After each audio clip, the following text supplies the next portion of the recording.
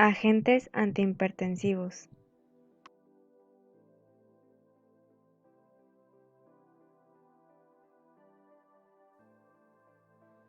Voy a hablar un poco sobre lo que es la hipertensión. ¿Qué es la hipertensión? Bueno, esto se va a asociar con un aumento de la resistencia al flujo de sangre a través de las arteriolas, mientras que el gasto cardíaco va a continuar siendo normal. La hipertensión va a variar según la edad, la raza y la educación que la persona tenga. Y su diagnóstico se va a basar más que nada en mediciones repetitivas y reproducibles de presión arterial elevada. Los órganos que suelen dañarse a consecuencia de la hipertensión son nuestros riñones, nuestro corazón y nuestro cerebro.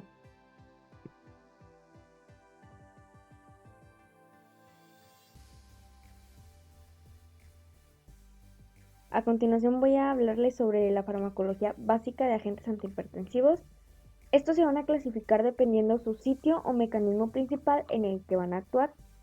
Tenemos a los diuréticos, a los agentes simpaticolíticos, vasodilatores directos y a los agentes que bloquean la producción o la acción de la angiotensina. Ahora sí vamos directo a los fármacos. Los primeros son fármacos que alteran el equilibrio del agua y el sodio, lo conforman los diuréticos. Estos reducen la presión arterial, sobre todo agotando las reservas de sodio. Estos van a disminuir el volumen sanguíneo, así como también el gasto cardíaco. Tenemos las tiazidas. Estos son apropiados para pacientes con hipertensión leve, pero que tienen función renal y cardíaca normal. En este grupo tenemos la clortalidona y la hidrocloritiazida. Estas sirven para, como ya mencioné, para la hipertensión y también para la insuficiencia cardíaca leve. La clortalidona, esta va a ser más eficaz que la hidroclorotiazida, ya que tiene una mayor duración de acción. Tenemos los diuréticos de asa.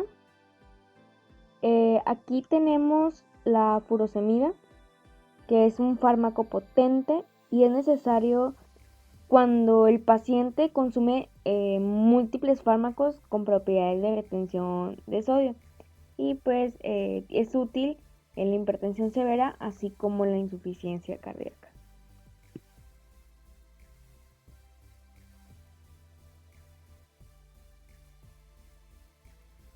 Continuamos con los fármacos que van a alterar la función del sistema nervioso simpático.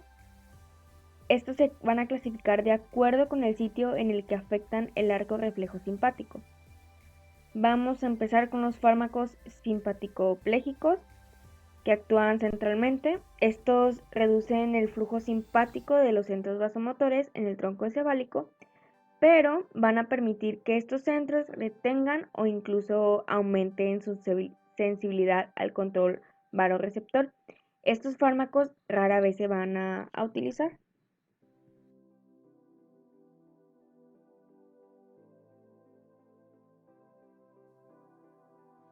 Uno de estos fármacos es el metildopa. Este tiene un efecto máximo de 4 a 5 horas y va a tener una acción persistente. Esta acción va a persistir después de que el fármaco original haya desaparecido de la circulación. El metildopa es un fármaco esencial en la hipertensión durante el embarazo. Este fármaco puede tener efectos adversos como son las pesadillas, la depresión y el vértigo. Va a actuar ya que reduce la resistencia vascular periférica con una reducción variable en la frecuencia y el gasto cardíaco, y también causa una reducción en la resistencia renal. Otro fármaco es la clonidina, que sus efectos deseables son el resultado de la reducción del gasto cardíaco debido a la disminución de la frecuencia cardíaca y la relajación de vasos, así como la resistencia vascular periférica. Este fármaco va a ser soluble en lípidos, tiene una semivida corta y también es útil en la abstinencia del abuso de drogas. La boca seca y sedación son efectos comunes de este fármaco, y los pacientes, al omitir una dosis, pueden presentar efectos adversos como nerviosismo, taquicardia, dolor de cabeza y así también como sudoración.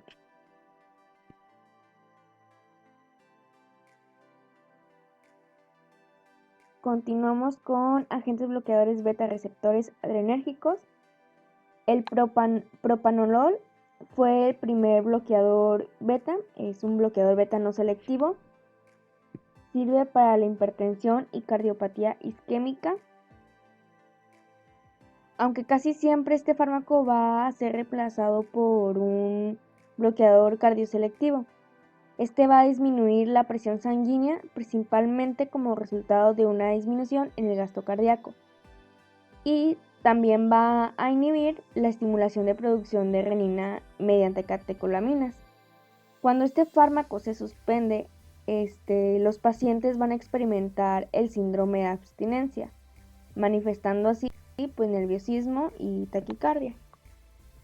Tenemos el metoprolol y el atenolol. Estos dos van a ser fármacos cardioselectivos. El metoprolol es equivalente al propanolol, nada más que este va a causar menos constricción bronquial. Tiene una vida media de 4 a 6 horas y es útil en la hipertensión, así como en pacientes con insuficiencia cardíaca. El atenolol, se va a excretar por la orina y tiene una semivida de 6 horas. Y en pacientes con función renal reducida, se les debe deben recibir dosis bajas de este fármaco. Tenemos el nadolol y el carteolol. Estos son antagonistas de receptor beta no selectivos y en pacientes con función renal reducida deben recibir dosis reducidas pues de estos fármacos.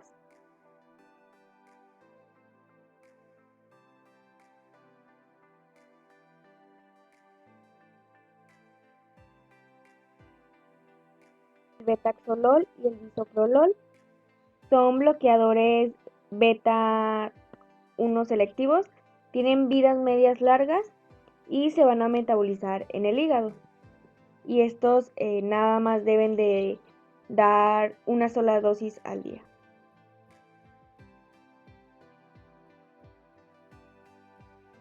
Otro de los fármacos es el labetalol. Este es un bloqueador beta y vasodilatador. Tiene, su mecanismo es que reduce la resistencia vascular sistémica, es útil en emergencias hipertensivas y se va a administrar en forma de bolo intravenoso.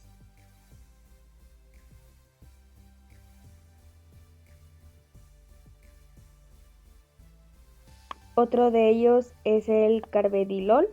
Este es un bloqueador beta y vasodilatador.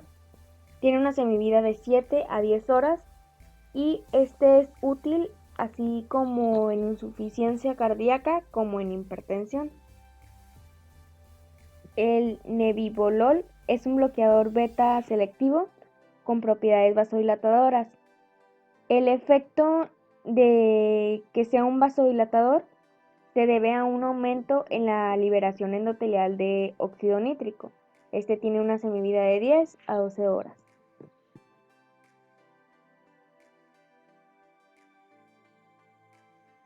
El esmolol es un bloqueador beta 1, tiene una semivida muy corta de 9 a 10 minutos y es útil en el tratamiento de hipertensión intraoperatoria como posoperatoria y también en algunas emergencias hipertensivas.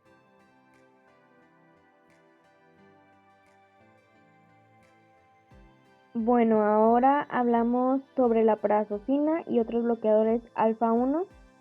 Tenemos la prazosina, la terazosina y la doxazosina. Estos van a bloquear selectivamente los receptores alfa 1 en las arteriolas y vénulas. Estos deben utilizarse en combinación con otros agentes como un bloqueador beta y un diurético. Y son útiles en la hipertensión y también en la hiperplasia benigna. Sus efectos adversos pueden ser mareos, taquicardia y dolor de cabeza.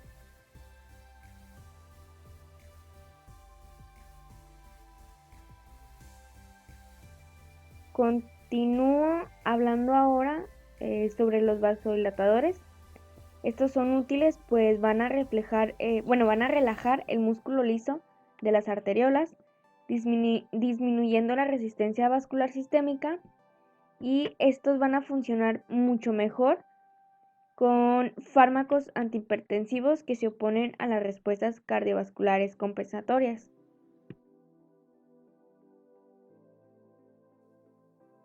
La hidralazina va a dilatar las arteriolas pero no las venas.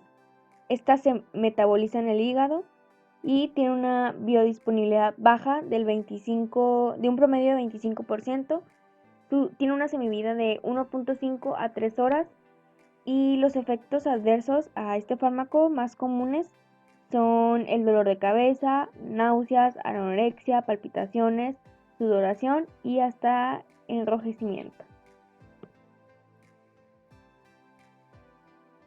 El fenoldopan, este es un dilatador arterial periférico usado en emergencias hipertensivas y también en la hipertensión postoperatoria. Va a actuar como un agonista de los receptores de dopamina D1 y tiene una semivida corta de 10 minutos.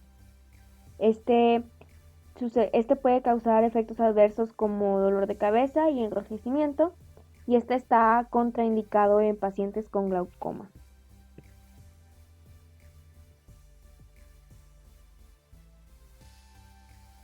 Pasamos a los que son los bloqueadores de los canales de calcio.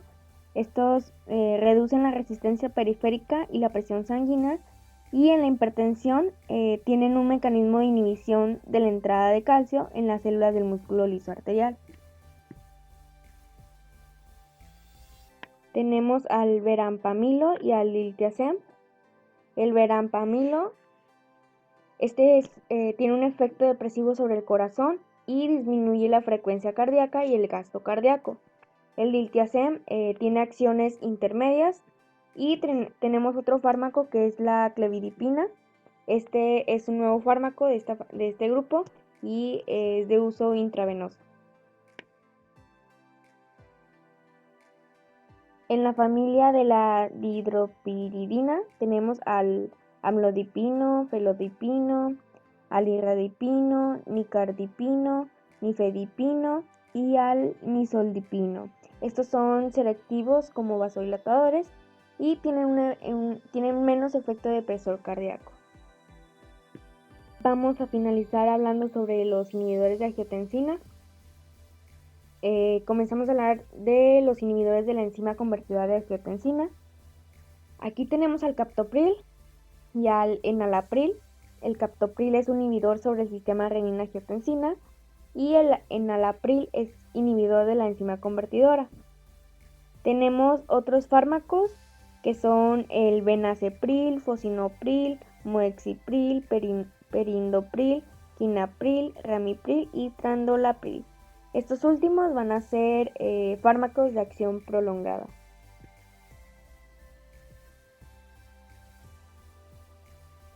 Estos fármacos van a ser útiles en pacientes con resistencia renal reducida, así como en pacientes con diabetes, pero van a estar contraindicados en el segundo y tercer trimestre de embarazo. Y por último tenemos a los agentes bloqueadores de receptor angiotensina. Tenemos al losartán y al vasartán. Estos van a ser primeros bloqueadores y son útiles en el tratamiento de pacientes que han tenido reacciones adversas a los inhibidores de la ACE estos van a tener efectos similares a los de ACE. Otros fármacos de este mismo grupo son acilsartán, candesartán, leprosartán, irbesartán, olmesartán y telmisartán. Bueno, vamos a hablar ahora sobre vasodilatadores y el tratamiento de la angina de pecho. Para empezar, tenemos que saber qué es una angina de pecho. La angina de pecho Va a ser una manifestación clínica de dolor torácico debido a una isquemia. Esta isquemia va a ser por una disminución del flujo sanguíneo al corazón, específicamente en el miocardio. Este se va a caracterizar por ser un dolor opresivo precordial en la parte anterior del pecho, que se suele irradiar hacia el brazo izquierdo, hacia el hombro izquierdo, también igual en la parte izquierda de la mandíbula, y algunas veces, pocas veces, son las que se suele irradiar hacia la espalda. Podemos diferenciar en 3 tipos de anginas de pecho: la estable, la inestable y la vasospástica, conocido también como variable o de Prince-Metal. Vamos a comenzar por la angina de pecho estable, que normalmente se va a producir cuando hay un esfuerzo o en situaciones de alto estrés. Esto pasa cuando hay mayor demanda de oxígeno del corazón, va a comenzar a haber un déficit de oxígeno al miocardio, y esto ocurre cuando hay una placa de ateroma en la luz de la arteria, que cuando ya comienza a obstruir el 70% de esta luz, van a comenzar a haber manifestaciones de dolor opresivo en la parte anterior del pecho.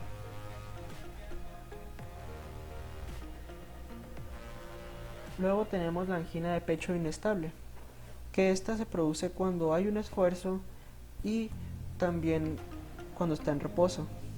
Esta se convierte en situación inestable y se va a clasificar como emergencia médica de síndrome coronario agudo, porque puede derivar del infarto agudo al miocardio.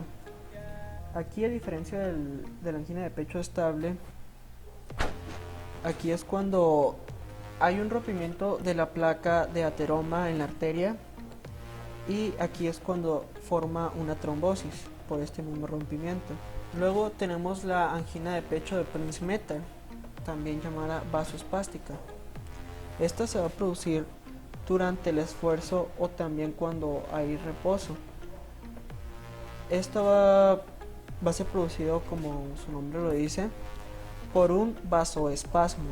O sea, cuando un vaso va a estar espástico, va a estar reducido, va a haber un estrechamiento de la arteria coronaria. Esto va a provocar un dolor torácico y va a dar lugar a la angina de pecho, como podemos ver en la imagen. Aquí va a haber un flujo sanguíneo que va a estar bloqueado por este espasmo de la arteria coronaria,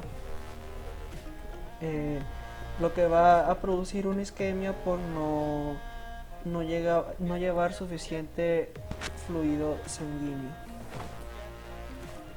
Luego comenzaremos ya con el tratamiento farmacológico, que aquí vamos a tener los nitratos orgánicos, antagonistas de los conductos de calcio, antagonistas beta, y pues estos van a disminuir la necesidad de oxígeno por el miocardio al reducir la frecuencia cardíaca, volumen ventricular, presión arterial y contractilidad.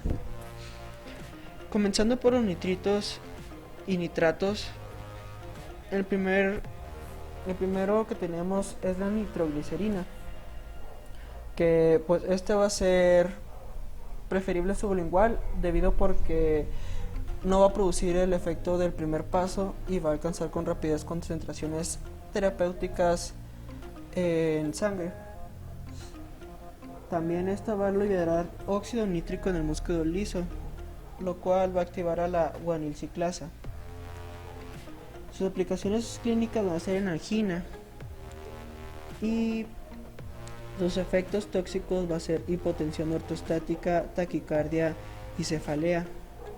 Vamos a tenerla en presentaciones orales y transdérmica. También tenemos el dinitrato de isosorbida, que va a ser muy semejante a la nitroglicerina, pero su duración de acción va a ser un poco mayor. Luego tenemos a los antagonistas de los conductos de calcio, que es en primer lugar tenemos el verapimilo, que su efecto va a ser disminuir la resistencia vascular, la frecuencia y potencia cardíacas, haciendo que decrezca la necesidad de oxígeno. Sus aplicaciones clínicas va a ser en profilaxia de angina, hipertensión y entre otras indicaciones. Sus efectos tóxicos va a ser el bloqueo auriculoventricular, insuficiencia cardíaca aguda, estreñimiento y edema. Luego en este mismo grupo tenemos a la nifedipina,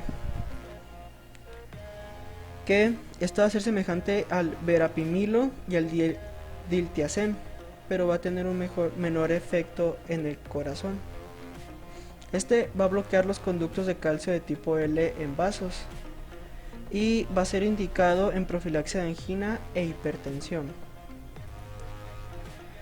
Su efecto tóxico va a ser la hipotensión excesiva, taquicardia del reflejo barorreceptor. Ahora vamos con los antagonistas beta, que tenemos al propanolol, que su efecto va a ser la identificación de la frecuencia cardíaca con una disminución del gasto cardíaco y presión arterial. Igualmente va a minorar la necesidad de oxígeno por el miocardio. Este va a ser un antagonista competitivo no selectivo a nivel de los receptores adrenérgicos beta. Sus aplicaciones clínicas va a ser profilaxia de angina. Y por último, sus efectos tóxicos va a ser asma, bloqueo auriculoventricular con insuficiencia cardíaca aguda y la sedación. Eso sería todo de los antagonistas beta. Luego tenemos nuevos fármacos antianginosos, que tenemos la ranolazina, que esta va a disminuir la necesidad de oxígeno al corazón por la modificación de la oxidación de los ácidos grasos, que va a mejorar a utilizar el oxígeno por el corazón. Este va a inhibir la corriente de sodio tardía en el corazón y su aplicación clínica va a ser en la profilaxia de angina, y sus efectos tóxicos van a ser prolongación del intervalo QT, náusea, estreñimiento y mareo. Gracias. Hola, buenos días. Hoy veremos los fármacos utilizados en la insuficiencia cardíaca.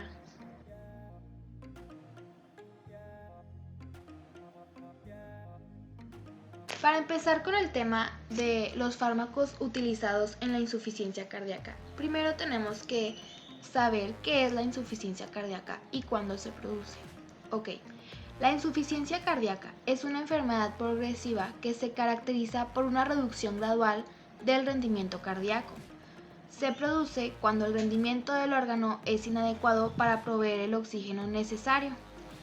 Se van a identificar dos tipos principales de la insuficiencia cardíaca. Una es la insuficiencia sistólica, donde el mecanismo de bombeo mecánico es reducido, o sea, la contractibilidad, y una tracción de eyección también es reducida. La otra es la insuficiencia cardíaca diastólica. Aquí se verá la pérdida de la relajación adecuada, lo que reducirá el llenado y el rendimiento cardíaco. Ok, primero que nada tenemos la furosemida. Este es un diurético y es uno de los fármacos de primera elección en la insuficiencia cardíaca. En sus efectos vamos a tener que reduce la precarga y postcarga cardíaca, además que reduce el edema pulmonar y periférico. Sus aplicaciones clínicas van a ser en la insuficiencia cardíaca aguda y crónica, en la hipertensión severa y en condiciones edematosas. Se administra de manera oral e intravenosa y su toxicidad va a provocar la hipovolemia, hipocalcemia, hipotensión ortostática y ototoxicidad.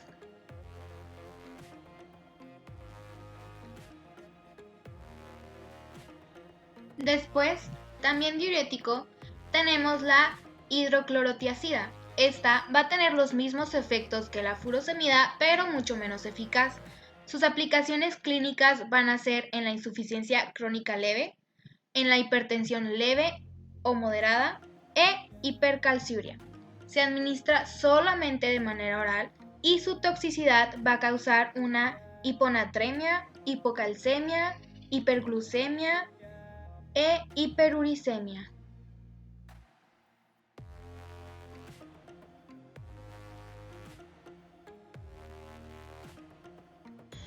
Después tenemos a la espironolactona.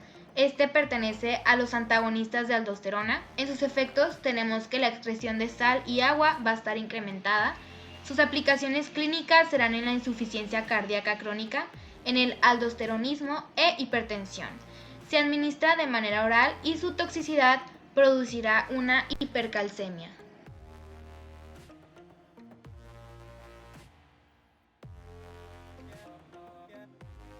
Tenemos al captopril, que es del grupo de antagonistas de angiotensina.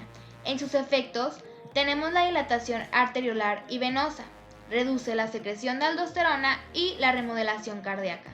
Se administra de manera oral y su toxicidad causará tos, hipercalcemia y edema angioneurótico.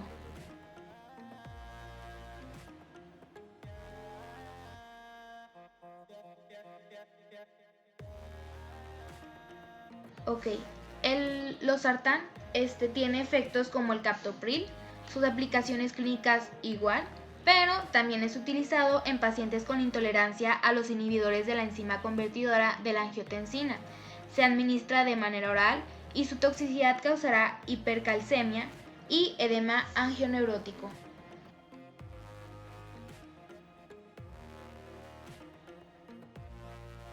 El carvedilol disminuye la frecuencia cardíaca y reduce la presión sanguínea.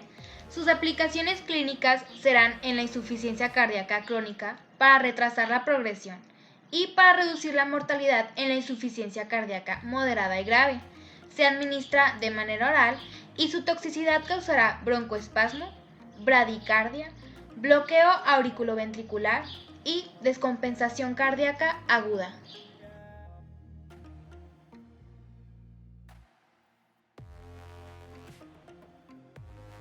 La dioxina se obtiene de diversas plantas y forma parte de los fármacos más antiguos utilizados por el hombre. Es el glucósido de máxima utilización. Tiene un efecto cardíaco parasimpático mimético, incrementa la contractibilidad cardíaca y su aplicación clínica será en la insuficiencia cardíaca sintomática crónica y al tener una frecuencia ventricular rápida en la fibrilación auricular. Su administración va a ser de manera oral y parenteral y su toxicidad causará náuseas, vómito, diarrea y arritmias cardíacas.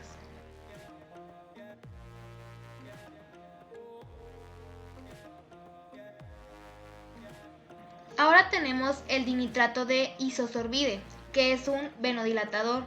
Este reduce la precarga y el estiramiento ventricular. Su aplicación clínica será en la insuficiencia cardíaca aguda y crónica y en anginas de pecho. Se administra de manera oral y su toxicidad causará una hipotensión postural, taquicardia y dolor de cabeza.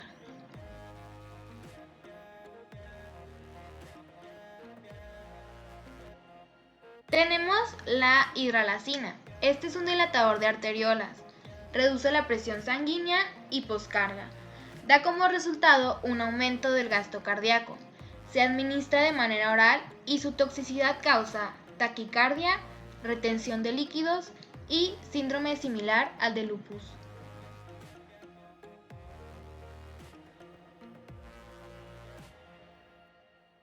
El nitroprusiato es un arteriolar y venodilatador combinados. Se usará en la descompensación cardíaca aguda y en emergencias hipertensivas. Solamente se administra de manera intravenosa. Su toxicidad causa hipotensión excesiva.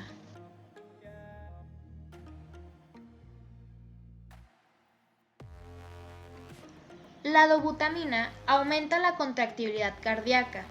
Se usará en la insuficiencia cardíaca descompensada aguda y solamente se administra de manera intravenosa. Su toxicidad causará arritmias.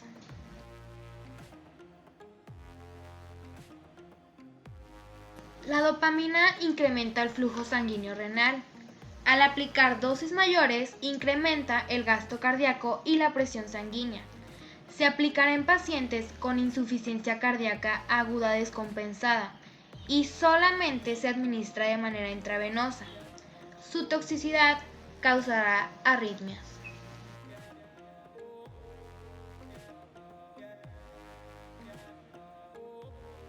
Como último fármaco tenemos la nesiritida, Este tiene efectos de vasodilatación. Se utiliza en pacientes con insuficiencia aguda descompensada. Este se administra de manera intravenosa y su toxicidad causa daño renal.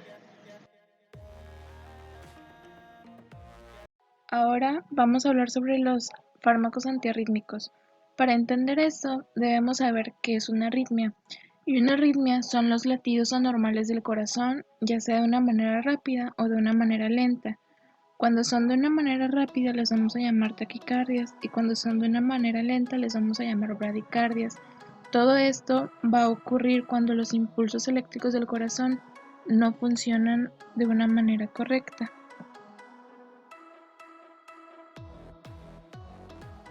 Para poder entender el mecanismo de acción de los fármacos necesitamos entender el potencial de acción de un miocito, que un miocito es una célula cardíaca. La representación del electrocardiograma vemos el potencial de acción de miles y miles y miles de miocitos. Entonces, esta consta de 5 fases.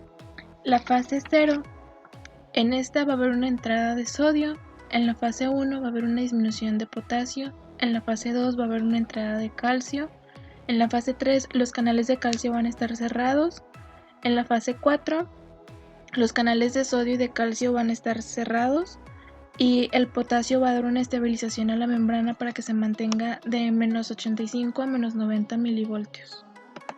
Tenemos la clasificación de los fármacos según Vaughan-Williams y esta se va a dividir en 4 grupos que son los principales.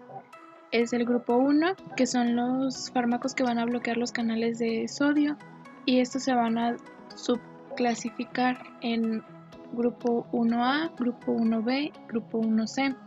Están los del grupo 2, que son beta bloqueadores, los del grupo 3, que son los que van a bloquear los canales de potasio, los del grupo 4, que son antagonistas de calcio, y hay un quinto grupo que no entra en esta clasificación, que se le llaman otros, y poco a poco vamos a ir hablando sobre ellos.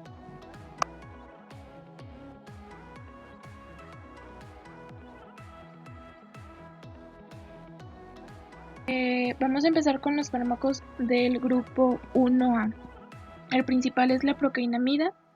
Este nos va a prolongar el complejo QRS y va a tener acciones depresoras en el nódulo sinusal y en el nódulo auriculoventricular. Este lo vamos a poder administrar de manera intravenosa o intramuscular. Nos va a servir para el tratamiento de arritmias auriculares y arritmias ventriculares. Tiene una semivida de 3 a 4 horas y tiene 3 maneras de dosis. La primera es pues la de inicio, que son 12 miligramos sobre kilogramo. Después es el goteo cuando estamos en el hospital, que es 0.3 miligramos por kilogramo por minuto. Y el de mantenimiento, que es de 2 a 5 miligramos por minuto.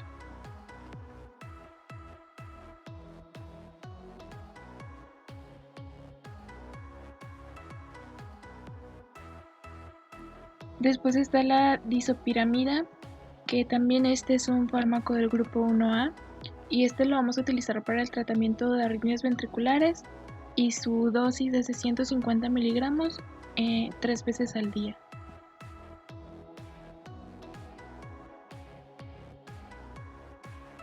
Ahora vamos a hablar sobre los fármacos del grupo 1B. Este es la lidocaína, es un ejemplo. La lidocaína la vamos a administrar de manera intravenosa y este es el fármaco que tiene menor efecto cardiotóxico. Tiene una semivida de 1 a 2 horas y lo vamos a utilizar para el tratamiento de la taquicardia ventricular. Se van a administrar de 150 a 200 miligramos durante 15 minutos o por goteo intravenoso de 2 a 4 miligramos por minuto. Mexiletina es el otro fármaco del grupo 1B, que este lo vamos a utilizar para el tratamiento de arritmias ventriculares. Tiene una semivida de 8 a 20 horas y su dosis es de 600 a 1200 miligramos por día. Vamos a ver los fármacos del grupo 1C, que es la propafenona. Este lo vamos a utilizar para el tratamiento de arritmias supraventriculares. Tiene una semivida de 5 a 7 horas y su dosis es de 450 a 900 miligramos dividido en 3 tomas, lo que sería cada 8 horas pues al día.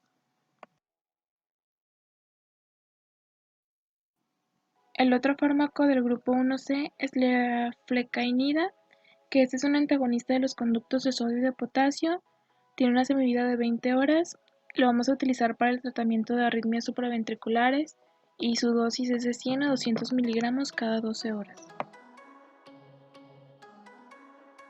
Ahora vamos con los fármacos del grupo 2, que son los betabloqueadores. Estos también se utilizan para la hipertensión y pues como fármacos antiarrítmicos.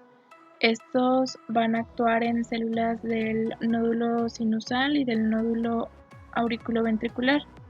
Estos van a prolongar la repolarización, que es la fase 3 y la fase 4.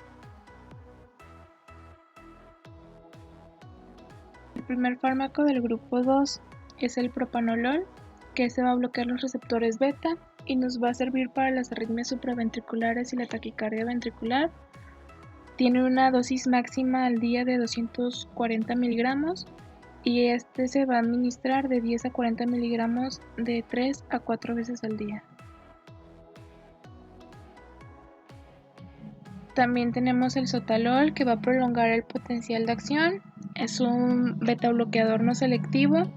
Lo vamos a utilizar para el tratamiento de arritmias supraventriculares y en este debemos de tener cuidado en el intervalo QT, que no haya una elongación, y su dosis es de 80 a 320 miligramos al día dividido en 2 tomas. Pues tenemos los fármacos del grupo 3, que estos son los que bloquean los canales de potasio. Estos van a actuar en la fase 1, 2 y 3 del potencial de acción de los miocitos y van a ocasionar un retraso en la repolarización.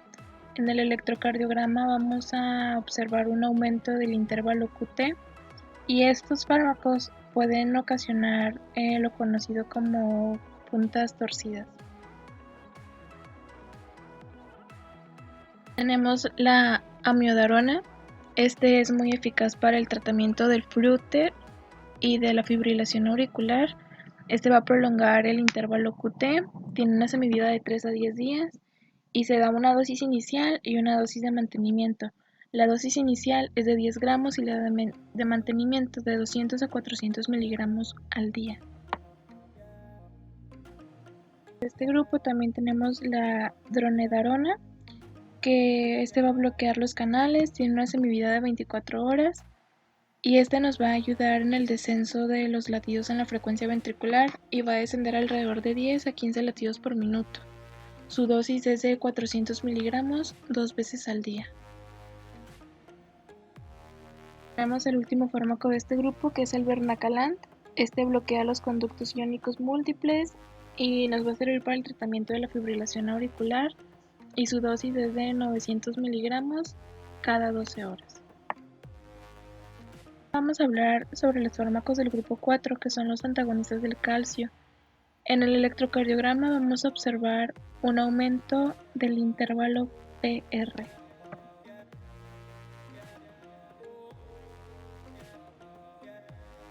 Es el verapamilo, que este va a bloquear los conductos de calcio, nos va a servir para el tratamiento de la taquicardia supraventricular, tiene una semivida de 7 horas y su dosis, va a haber una dosis inicial que es de 5 miligramos por vía intravenosa en el lapso de 2 a 5 minutos y después vamos a quedar con 5 a 10 miligramos cada 4 a 6 horas y si es por goteo intravenoso van a ser 0.4 microgramos por kilogramo por minuto. Por último tenemos los fármacos del grupo 5. Estos los vamos a encontrar de una manera natural en nuestro cuerpo y también en ciertos alimentos, pero pues también hay fármacos que llevan este nombre y pues tienen el mismo efecto. El primero y muy importante es la adenosina. Esta es un nucleócido que lo encontramos en nuestro cuerpo y este nos va a servir para la conversión inmediata de una taquicardia supraventricular paroxística. Esta tiene una semivida muy corta, que es menor a 10 segundos, y se va a administrar por vía intravenosa 6 miligramos, pero el efecto se ve de inmediato al administrarlo. Tenemos el magnesio, que va a influir en los conductos de sodio y de potasio y nos va a servir para el tratamiento de la taquicardia supraventricular polimorfa, y esta se va a administrar vía intravenosa 1 gramo durante 20 minutos. Continuaremos con el siguiente grupo. Para entender mejor esto, tenemos que saber principalmente qué es un diurético. Un diurético es un compuesto que aumenta el volumen urinario, mientras que un natriurético es el que incrementa la excreción renal del sodio, y un acuarético es el encargado de elevar la excreción de agua sin soluto. Entonces, los diuréticos van a ser principalmente los eliminadores de agua, en caso de que nosotros contemos con algún edema brutal, insuficiencia cardíaca, síndrome nefrótico, glaucoma e hipertensión arterial. Si el mecanismo que queremos solucionar es bajar la precarga cardíaca, entonces estos no van a ser utilizados en pacientes con hipovolemia, porque en algunos casos pueden causar algún efecto contradictorio, y lo que nosotros no queremos es que nuestro paciente presente alguna toxicidad por este fármaco. Este grupo cuenta con una subclasificación, como son los inhibidores de anhidrasa carbónica, los inhibidores del cotransporte del sodio glucosa 2, los diuréticos de asa de Henle, las tiazidas, los diuréticos ahorradores de potasio, los diuréticos osmóticos y los antagonistas de la vasopresina.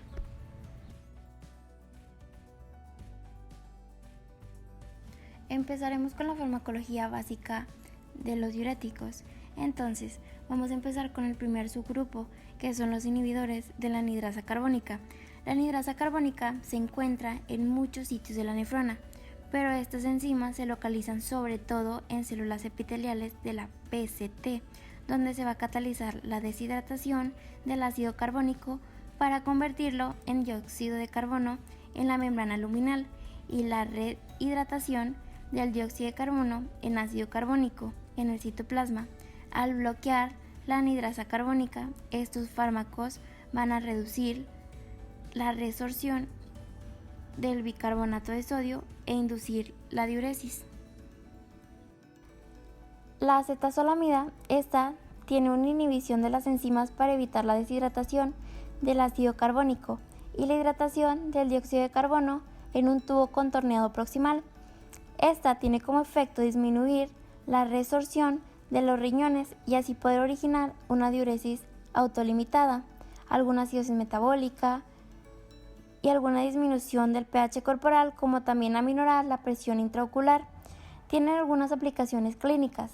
Principalmente este fármaco ayuda al glaucoma, al mal de montaña y al edema de alcalosis, y se cuenta con preparados de administración vía oral y tópicos.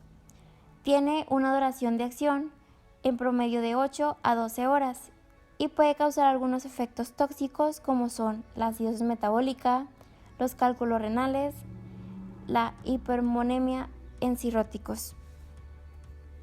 Continuaremos con la siguiente subclasificación, que nos habla acerca de los inhibidores de los cotransportes de sodio y glucosa.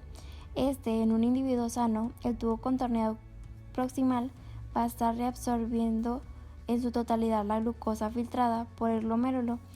Va a absorber aproximadamente 90% de la glucosa que ocurre a través del cotransporte de sodio-glucosa, pero también se encuentra la inhibición de este cotransporte utilizando algunos fármacos disponibles para ocasionar la excreción de la glucosa en solo 30 a 50% de la cantidad filtrada. La canagliflozina tiene su mecanismo de acción como inhibición de cotransporte del sodio-glucosa, lo que va a ocasionar disminución de la reabsorción del sodio y la glucosa. Tiene como efecto una inhibición de reabsorción de glucosa para disminuir la concentración sérica de glucosas, mientras que también hay una disminución de sodio y puede ocasionar una diuresis leve. Su principal aplicación clínica es para la diabetes mellitus, pero también dice que ha sido este tratamiento aprobado para la hiperglucemia no como diurético. Está disponible en vía oral, tiene una semivida de 10 a 12 horas y este fármaco no es recomendado en la hepatopatía nefróticas graves. Los diuréticos con acción en asa de Henle, estos son los encargados de inhibir de manera selectiva la reabsorción del cloruro de sodio en una rama ascendente gruesa. La furosemida, esta tiene un mecanismo de acción de inhibición de transportador del sodio, el potasio y 2-de-cloro en la porción ascendente del asa de Henle. Esta, como efecto, tiene un incremento notable de la excreción del cloruro de sodio y tiene una moderada pérdida de potasio. Como su aplicación clínica, estas pues nos van a ayudar si el paciente tiene un edema pulmonar, un edema periférico, insuficiencia cardíaca, hipertensión, insuficiencia renal aguda y alguna sobredosis amniótica.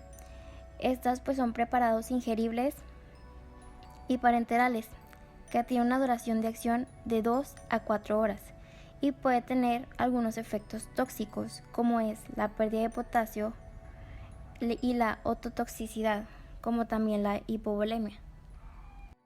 Las tiazidas, estas fueron descubiertas como resultado de los esfuerzos que son para sintetizar los inhibidores más potentes de la anhidrasa carbónica.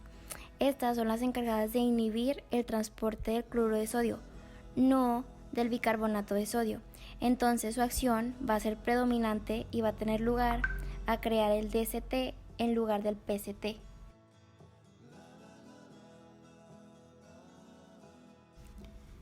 Un fármaco de las tiazidas es la hidrocloratiazida.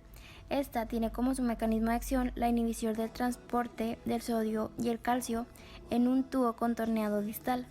Esta tiene algunos efectos como es el incremento de tamaño de la excreción del cloruro de sodio, también la pérdida de potasio moderada, la alcalosis metabólica hipopotasémica y también tiene una menor cantidad de calcio en la orina. Este fármaco es utilizado principalmente en la hipertensión, en la insuficiencia cardíaca leve, en la diabetes insípida nefrógena y en la nefrolitiasis. Estos pues tienen su farmacocinética, toxicidad y sus interacciones. Este es un preparado ingerible que tiene un tiempo de duración de acción de 8 a 12 horas. Este también puede tener algunos efectos tóxicos como son la alcalosis metabólica hipopotasémica, la hiperuricemia, la hiperglucemia y la hiponatremia. Diuréticos ahorradores de potasio. Estos diuréticos ayudan a evitar la secreción del potasio al antagonizar los efectos de la aldosterona en los tubos colectores.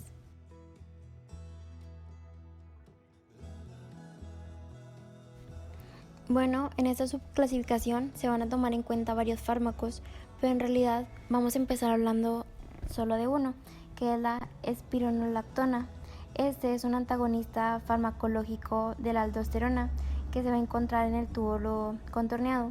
Este antagonista pues va a ser un antagonista débil de receptores de andrógeno.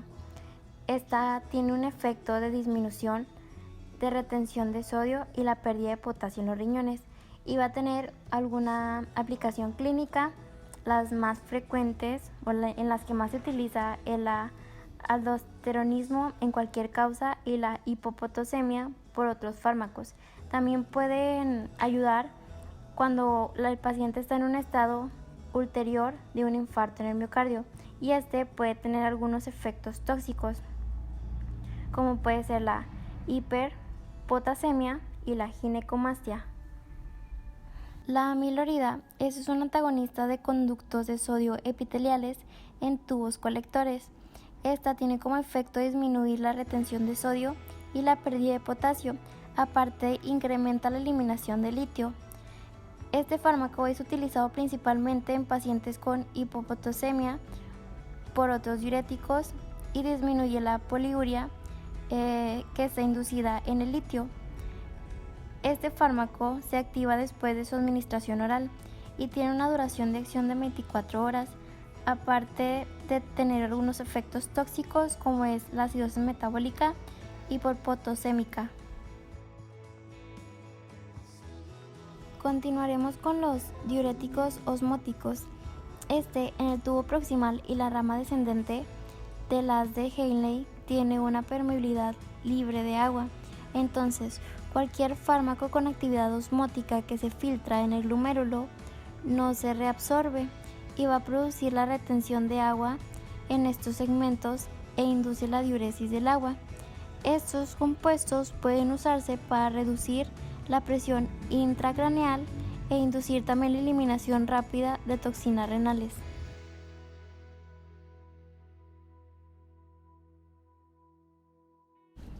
Empezaremos hablando de la farmacología de los diuréticos osmóticos.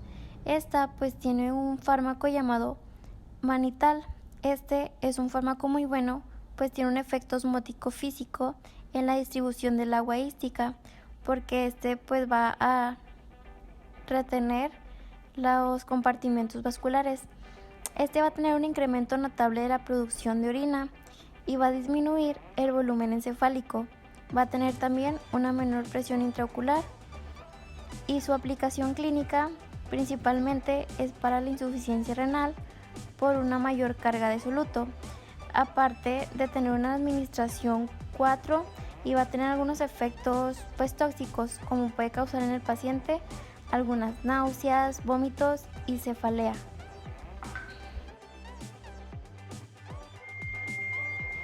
Los antagonistas de la vasopresina, estos van a ser los encargados de controlar la reabsorción de algunas moléculas de agua mediante la concentración de orina y la reducción de su volumen en unos túbulos renales, y estos pues van a hacer que afecten la permeabilidad tubular.